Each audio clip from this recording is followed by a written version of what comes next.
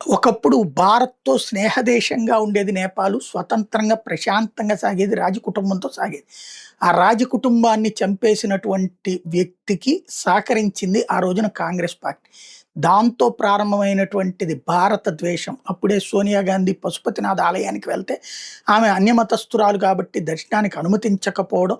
ఆ తర్వాత ఇన్సిడెంట్ జరిగింది కాబట్టి భారతదేశమే నేపాల్‌ని నాశనం చేసింది అన్నటువంటి ఒక ఫీలింగ్ అక్కడ జనాల్లో వ్యాపింపచేసింది చైనా తయారు చేసినటువంటి మీడియా. అంటే చైనా సోషల్ మీడియా ద్వారా వ్యాప్తి చేస్తే అక్కడున్న మీడియాని కూడా కొనేసి చైనా ఆ విధమైన ప్రచారాన్ని బాగా తెర మీదకి తెచ్చింది.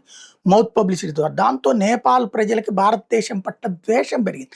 ఆ ద్వేషాన్ని అడ్డం పెట్టుకుని చైనాలో హిందుత్వవాదాన్ని పక్కన పెట్టించి వామపక్ష భావజాలక ప్రభుత్వాన్ని అధికారంలోకి తెచ్చేలా చేసింది. నేపాల్ కాంగ్రెస్ పార్టీని పక్కన పెట్టించి నేపాల్‌లో ప్రచండ కమ్యూనిస్ట్ నాయకుడే, ఓలీ శర్మ కమ్యూనిస్ట్ నాయకుడే. అందరూ గత 20, 25 ఏళ్లుగా నేపాల్‌లో కమ్యూనిస్టుల చేతుల్లో నడుస్తున్న ప్రభుత్వం ఎవడు అధికారంలో ఉన్నా చైనా పపెట్ గాడు వస్తున్నారు. వాళ్ళు అక్కడ వ్యవస్థని సర్వనాశనం చేసి వదిలిపెట్టారు. అక్కడ ప్రజలకి తీవ్రమైనటువంటి అసహ్యాన్ని పుట్టించారు. చివరికి జంజీ అక్కడ ఉద్యోగాలు లేవు, ఉపాధి లేవు, ఎదుగుదల లేదు. ఎప్పుడు భారత్ మీదనే పడి బ్రతకాల్సిన పరిస్థితి వస్తోంది. ఇలాంటి సిచ్యుయేషన్ పోనీ చైనాని నమ్ముకుందామంటే చైనాలో దిక్కు మొక్కు ఉండదు. అక్కడేమో చైనీస్ లాంగ్వేజ్ లేకపోతే బతకలేరు. ఇంకో పక్కన నేపాలీ అమ్మాయిని వాళ్ళు పటాయించే ప్రయత్నం చేస్తున్నారు చైనా. దాంతో జంజీ ఈ తరపు యువతరం తిరగబడితే నేపాల్‌లో చివరికి తుడిచిపెట్టి పాడేశారు. కమ్యూనిస్ట్ పార్టీ ఏది చైనీస్ అనుబంధ విభాగాల్ని 160 సీట్లు డైరెక్ట్ ఎన్నికలు ఉంటాయి. 110 స్థానాలు దామాషా విధానాలు. అంటే పార్టీ వచ్చిన ఓట్ల ఆధారంగా తర్వాత ఉంటాయి. తద్వారా ఉంటే అందులో ఏకంగా 159 చోట్ల ఫలితాలు వెల్లడయ్యాయి. 122 సీట్లని గెలుచుకుంది.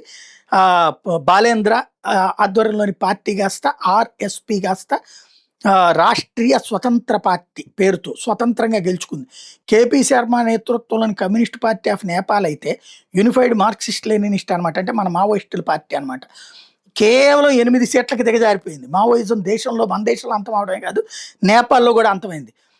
మరో 2 చోట్ల ఆధిక్యంలో ఉంది. అంటే మొత్తం ఓ 10 వస్తాయి అనమాట. నేపాల్ కమ్యూనిస్ట్ పార్టీ అయితే 7 సీట్లు మాత్రమే గెలుచుకుంది. కాఠ్మండూ లోయలోని 3 జిల్లాల్లో మొత్తం 15 నియోజకవర్గాల్లో ఈ ఆర్ఎస్పీ అనేటటువంటిది క్లీన్ స్వీప్ చేసి పడేసింది. 35 ఏళ్ల బాలెన్ ప్రధాన పీఠం ఎక్కడానికి రెడీ అవుతున్నాడు. కేపీ శర్మ ఓలీని తన నియోజకవర్గంలో 50,000కి పైగా ఓట్లతో ఓడించడం అన్నటువంటి మరొక విశేషం అనమాట. కేవలం 2022లో పుట్టినటువంటి పార్టీ 4 ఏళ్లలో అద్భుతమైనటువంటి విజయాన్ని సాధించిందంటే అక్కడ ప్రజలు చెప్తున్నటువంటి బుద్ధి ఏంటంటే చైనా చెప్పు చేతల్లో నడిచే కుక్కలకి చెప్పు దెబ్బ కొట్టారు. అయితే ఇప్పుడు ఇతని మీద ఒక ప్రచారం ఇప్పటికే ప్రారంభించారు. ఇతను అమెరికా పప్పెట్ అని, బంగ్లాదేశ్‌లో యూనిస్ టైప్‌లో అని. అది ఎంతవరకు వాస్తవం రాబోయే రోజుల్లో తెలుస్తుంది. ఎందుకంటే యూనిస్ అట్లా సక్సెస్ కాల ప్రధాన ఎన్నికల్లో. ఇతనైతే మాత్రం అక్కడ సక్సెస్ అయ్యాడు. ఇతను ఇండియాలో చదువుకుని వెళ్ళాడు. ఇతను ఇండియా పంపించిన మనిషి అని ప్రచారం చేశారు అక్కడ. ఇండియా నేపాల్ రాజకీయాలను శాసిస్తోంది, మోడీ ఇతను పంపించాడని. ఆ ప్రచారం పక్కన పెడితే ఫైనల్‌గా విజయం సాధించాడు.